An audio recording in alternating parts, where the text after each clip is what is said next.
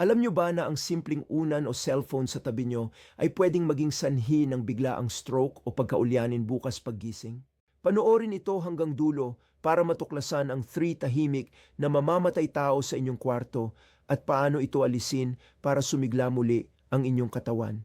Bago tayo tumuloy, pakipindot ang like at share button para makatulong at mailigtas din ang buhay ng inyong mga kaibigan at pamilya. At bago ko ibunyag ang sikreto, mag-comment muna sa baba. Aminin, katabi nyo rin ba ang cellphone nyo kapag natutulog kayo? Isang umaga, masayang tumatakbo ang inyong pinakamamahal na apo, papasok sa inyong kwarto para gisingin kayo. Hinihila niya ang inyong kamay. Lolo, lola, gising na po. Maglalaro na tayo. Gusto ninyong bumangon at ngumiti, pero pagdilat ng inyong mga mata, parang blanko ang lahat. Tinitignan nyo ang mukha ng inyong apo pero sa isang iglap hindi nyo maalala ang kanyang pangalan. Gusto ninyong magsalita pero bulol ang lumalabas sa inyong bibig at parang may mabigat na bato sa inyong dibdib. Ang inyong apo ay nagsimulang umiyak sa takot dahil hindi kayo makagalaw. Ito ay hindi lamang isang masamang panaginip. Ito ay isang nakakatakot na realidad na maaring mangyari sa sinuman dahil sa mga maling bagay na inilalagay natin sa ating pagtulog. Magandang araw sa inyong lahat, mga nanay, tatay, tito, tita at mga kaibigang miyembro ng Senior Masaya na nagmamahal sa kalusugan. Ngayon, may isang mahalagang tanong ako na nais kong pagnilayan ninyo at damhin sa inyong mga puso. Napansin na ba ninyo sa inyong mga kaibigan o kamag-anak na kaedad ninyo? Bakit may mga taong kahit nasa edad 60, 70 o kahit 80 na, ang kanilang balat ay mukhang maaliwalas pa rin? Ang kanilang mga mata ay nagniningning at ang kanilang memorya ay napakatalas. Tandang-tanda pa nila ang mga pangyayari sa nakaraan. Sila ay kumikilos ng mabilis at masigla na parang mga kabataan na hindi tumatanda.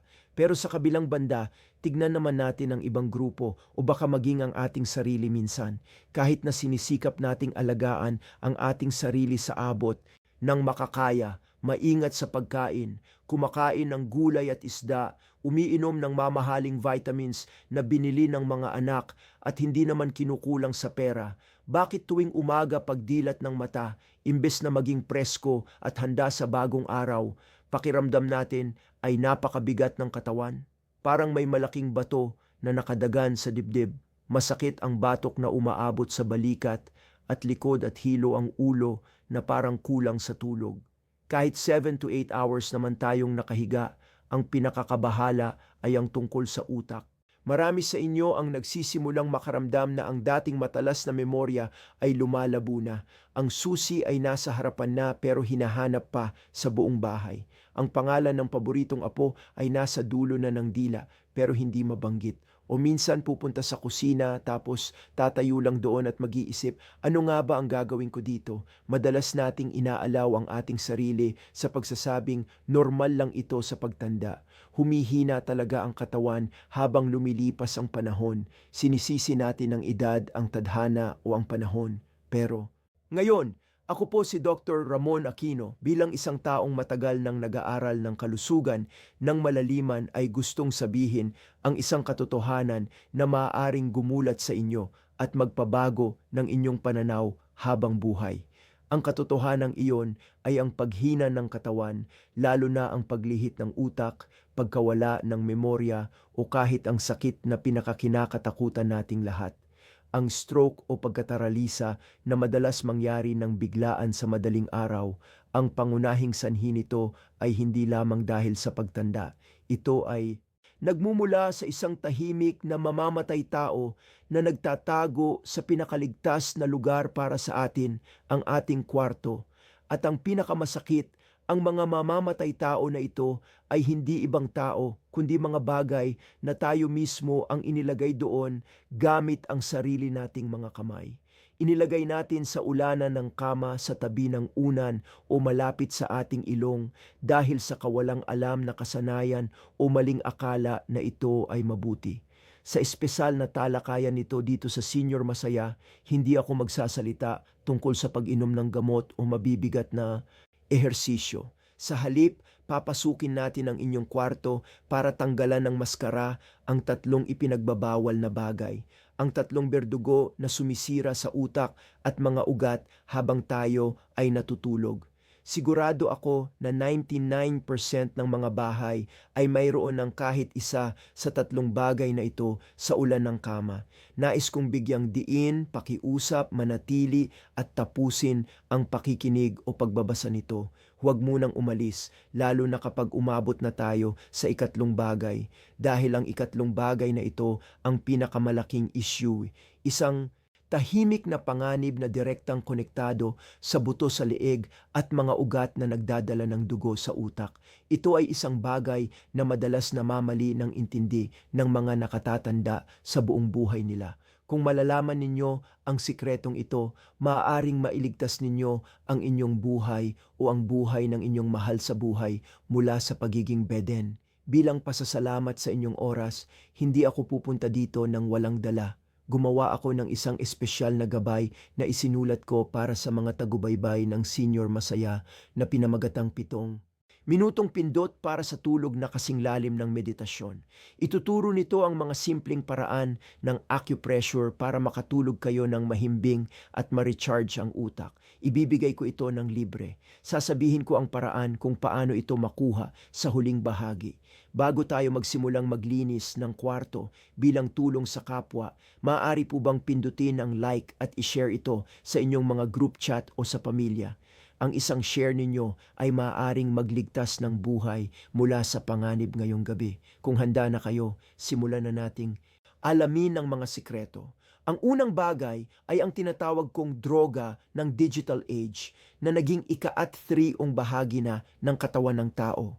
Bata man, nagtatrabaho o tayong mga nakatatanda ay hindi na nawawalan nito. Ito ay ang cellphone at lahat ng electronic devices. Naniniwala ako na marami sa inyo na nakikinig na yon ay may ganitong gawi. Pagdating ng oras ng pagtulog, patay na ang ilaw, madilim na, puro gising pa ang diwa, hawak pa ang cellphone, nagche-check ng group chat kung anong kulay ng bulaklak ang ipinadala ng mga kaibigan para sa good morning, tumitingin sa Facebook ng mga litrato ng apo o nakikinig ng balita o lumang kanta sa YouTube pampatulog.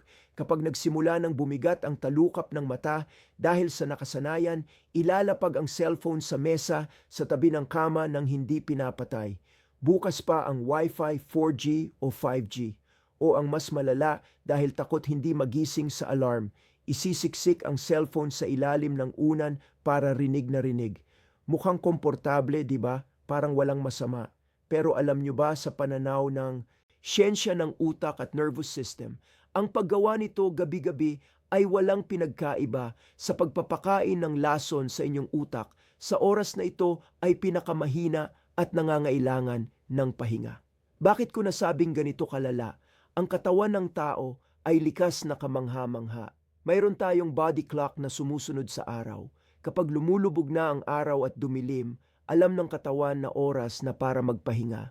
Dito nagsisimulang gumana ang isang maliit na glandula sa utak na tinatawag na pineal gland.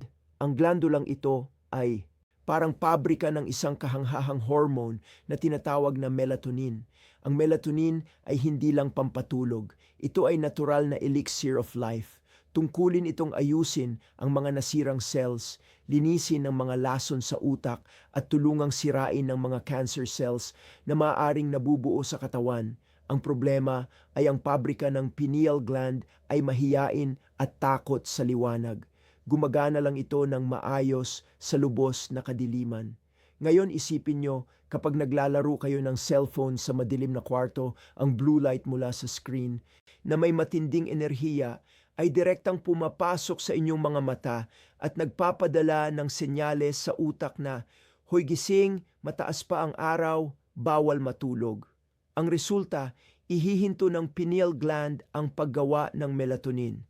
Kaya kahit nakapikit na kayo, ang utak nyo ay gising na gising. Nag-iisip pa ikot-ikot, hindi mapakali.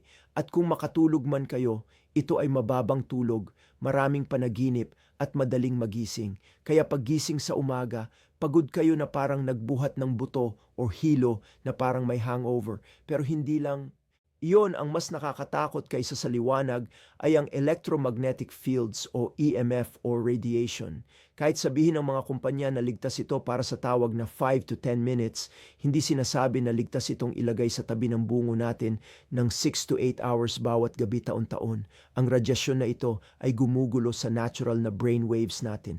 Kapag malalim ang tulog, dapat nasa mababang frequency ang utak o delta waves para mag-repair. Pero dahil may cellphone sa tabi na naghahanap ng signal, kinakalabit nito ang utak ninyo. Nagising-gising kaya hindi kayo makapasok sa deep sleep. Meron akong pasyente, tawagin natin siyang Tatay Roberto, edad 68, retiradong empleyado.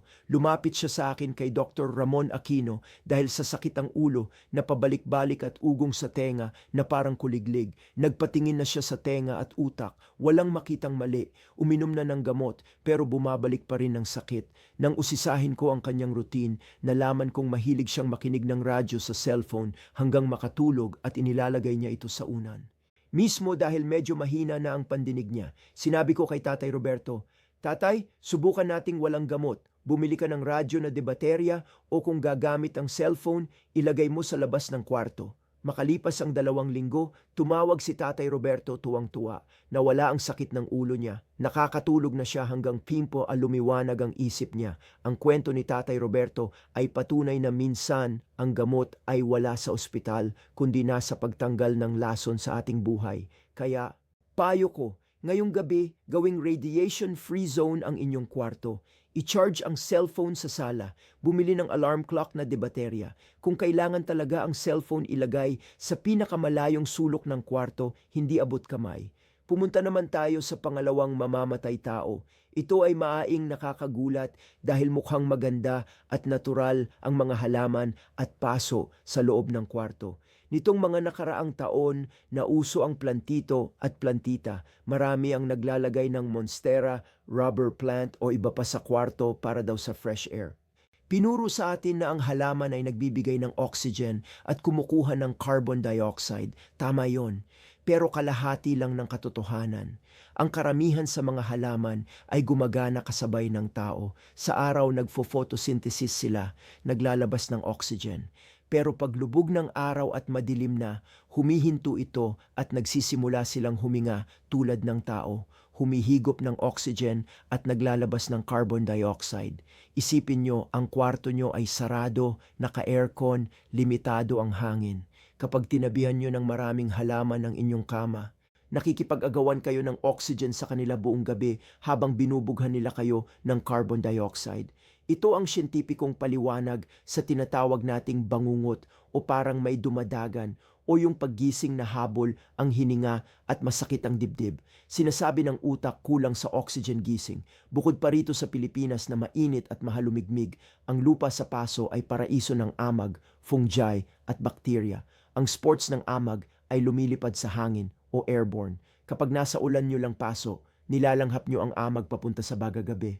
Ito ang dahilan kung bakit maraming senior ang may ubo, sipon o allergy na hindi gumagaling.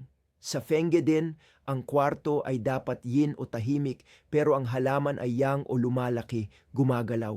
Kaya nagkakagulo ang enerhiya at hindi kayo mapalagay. Kung mahal nyo ang halaman, ilagay sila sa bintana o malayo sa kama 2 hanggang 3 metro. Gumamit ang mga espesyal na halaman tulad ng snake plant na naglalabas ng oxygen sa gabi pero ilayo pa rin sa ulan para iwas amag. Ang malinis at maaliwalas na kwarto ang pinakamagandang gamot. At ngayon narito na tayo sa pinakamahalagang bahagi, ang ikatlong bagay o ang last boss. Ito ang direktang nakadikit sa atin at sumusuporta sa pinakaimportanteng bahagi, ang ulo at leeg. Ito ay ang unan. Pero hindi lang basta unan, ang tinutukoy ko ay ang paggamit ng unan na sobrang taas o sobrang tigas. Mga kababayan, madalas nating marinig ang kasabihang mataas na unan para komportable. Pero bilang si Dr. Ramon Aquino, sasabihin ko sa inyo, ang paniniwalang ito ay maaaring ikamatay. Ganito po iyon. Ang buto sa leeg natin ay may natural na kurbang hugis C. Sa loob ng leeg, dumadaan ang mga tubo ng buhay, ang vertebral arteries at carotid arteries na nagdadala ng dugo at oxygen sa utak. Isipin nyo ang isang hose ng tubig. Kapag tinupi nyo ito ng todo, titigil ang daloy ng tubig. Di ba ganyan ang nangyayari kapag natutulo kayo sa sobrang taas na unan? Nakasubsob ang baba sa dibdib o nakabali ang leeg, naiipit ang ugat, ang utak na nangangailangan ng 20% ng dugo ng katawan ay nawawalan ng supply. Kapag gabi-gabi, itong nangyayari, namamatay ang brain cells, nagiging makalimutin at hilo pagkagising. Ang pinakamasaklap na bangungot ay ang stroke. Ang oras na 4 a.m. hanggang 5 a.m. ay delikado para sa mga senior dahil lumalamig ang panahon, lumalapot ang dugo at nagbabago ang blood pressure. Kung mali ang posisyon ng leeg nyo dahil sa unan, pwedeng mamuo ang dugo, blood clot at pagbangon nyo, aakyat ito sa utak at boom, barado. Ito ang dahilan kung bakit maraming balita ng mga lolo at lola na nahihilo sa banyo o nagigising nangiwi ang mukha o paralisado ang kalahati ng katawan. Hindi lang ito dahil sa hangin o lamig, madalas nag-uumpisa ito sa maling unan. Kaya pag uwi nyo tignan ang unan. Kung ito ay luma na sobrang nipis o matigas na parang bato, tulad ng mga lumang una, pinalamanan ng sobra, palitan na po. Ang tamang unan ay dapat may taas na 10 to 15 centimeters na kapag higaan ay lulubog sa 3 to 4 na daliri ang taas. Sapat para maging pantay ang leeg at gulugod. Dapat hindi sobrang lambot na lulubog ang ulo at hindi sobrang tigas. Magandang material ang latex o memory foam. May mga unan na ngayon na may kurba, contour pillow para suportahan ang leeg at buksan ang daluyan ng hangin. Iwas hilik. Ang pagbili ng magandang unan ay parang pagbili ng insurance para sa utak. Mas mura ito kaya maospital sa ICU dahil sa stroke. Mga kaibigan, ang kalusugan ay hindi hulog ng langit. Ito ay bunga ng ating mga gawi. Ang pag-aayos sa tatlong ito, cellphone na nagnanakaw ng tulog, halaman na nakikiagaw ng hangin at maling unan na pumipigil sa daloy ng dugo ay kaya niyong gawin ngayong gabi. Walang gastos.